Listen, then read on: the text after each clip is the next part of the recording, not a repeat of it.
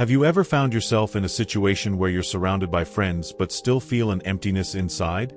Maybe it was during a celebration where everyone seemed to be connecting, sharing stories and smiles, while you felt like an outsider looking in. That feeling of being alone in a crowd is something many of us have experienced at some point in our lives. It's not just a fleeting moment. It can linger, reminding us of our deep-seated need for connection. Have you ever paused to wonder why that is? Why, despite the technology that keeps us linked, do we sometimes feel so disconnected? This is the essence of loneliness, a complex emotion that resonates deeply within us all. Loneliness is more than just a feeling. It's a biological response to unmet social needs. Just as hunger signals our body to seek nourishment, loneliness compels us to seek connection. Our brains are wired for social interaction, and when we lack meaningful relationships, it triggers an unsettling sense of isolation. Think back to a time when you felt truly connected to someone. What did that feel like? Perhaps it was a heartfelt conversation with a friend or the comfort of being with family during the holidays. That warmth and understanding are essential for our well-being. Now, let's take a moment to reflect on our world today. The rise of individualism and urbanization has created environments where people often feel isolated, even amidst bustling cities. It's as if we're all living in bubbles, prioritizing personal pursuits over communal bonds.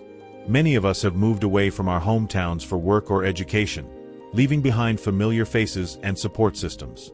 This shift has led to a significant decline in close friendships over the years. How many close friends do you have compared to a decade ago? When was the last time you shared a deep conversation with someone? This societal change contributes to feelings of loneliness and disconnection. Chronic loneliness can create a vicious cycle that's difficult to escape. When we feel lonely, negative thoughts can spiral out of control, leading us to behaviors that further isolate us. It's like being caught in a storm with no way out. You might find yourself avoiding social situations because the thought of being around others feels overwhelming. But awareness is the first step toward breaking this cycle. Recognizing when we're feeling lonely and understanding its roots can empower us to seek connection rather than retreat into isolation. Let's talk about social pain for a moment. It's fascinating to consider that the pain we feel from loneliness serves an evolutionary purpose. It pushes us to seek out social bonds and maintain connections with others. This pain is real and can profoundly affect both our mental and physical health. Have you ever noticed how being around friends can lift your spirits? That's not just coincidence. It's our biology at work. When we connect with others, our brains release oxytocin, the so-called love hormone, which fosters feelings of trust and bonding. As we navigate through life, we must acknowledge the cultural shift from collectivism to individualism that began during the Industrial Revolution. This transition has led many of us to prioritize personal achievements over community connections, increasing feelings of isolation. We often measure success by individual accomplishments rather than collective well-being. Yet, it's crucial to remember that we are inherently social beings who thrive on relationships. So what can we do about loneliness? First and foremost, seeking professional help is vital if you find yourself struggling with severe loneliness. It's important to recognize that loneliness is not a weakness. Asking for help is a courageous step toward recovery and reconnection. Consider this. When was the last time you reached out for support? Opening up about your feelings can lead to unexpected connections and understanding. Now, let's take a moment for reflection. Think about your own life. When was the last time you truly felt alive? What were you doing at that moment? How can you bring more of those experiences into your daily routine? Perhaps it was during a hike in nature or while cooking a meal with loved ones. Whatever it was, those moments remind us of the importance of connection. As we move forward, let's focus on practical steps we can take to combat loneliness in our lives. Try this. Tonight, before bed, write down 3 things you're grateful for. Notice how this small habit shifts your mindset over time. Gratitude can open our hearts and minds to the connections around us. Another exercise is to spend 5 minutes each day visualizing the person you want to become. What habits does that person have? How do they interact with others?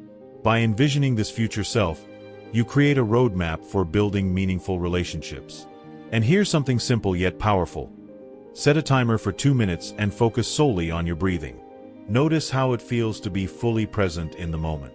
This practice can ground you and remind you of your connection to the world around you. Consider also joining community groups or clubs that align with your interests, whether it's book clubs, sports teams, or volunteer organizations. Engaging in activities with others who share similar passions can create opportunities for genuine connections. As we wrap up this exploration of loneliness, remember that every small step you take today builds the foundation for the life you want tomorrow. Life isn't about avoiding challenges. It's about facing them with courage and curiosity. So the next time fear or loneliness knocks on your door, greet it as an old friend and let it guide you toward growth. In closing, let's embrace the idea that every choice we make today is a brushstroke on the canvas of our lives. Paint boldly and don't be afraid to make mistakes. They're part of the masterpiece that is uniquely yours. No matter where you are on your journey, remember, you have the strength to keep going and the wisdom to find your way back to connection and joy. As we part ways today, I invite you to think about this. How can you reach out, whether it's sending a message to an old friend or joining a new group, to create those connections that enrich your life? Remember, each step counts on this journey toward belonging and fulfillment. And finally, I encourage you to share your thoughts or experiences in the comments below. What does connection mean to you?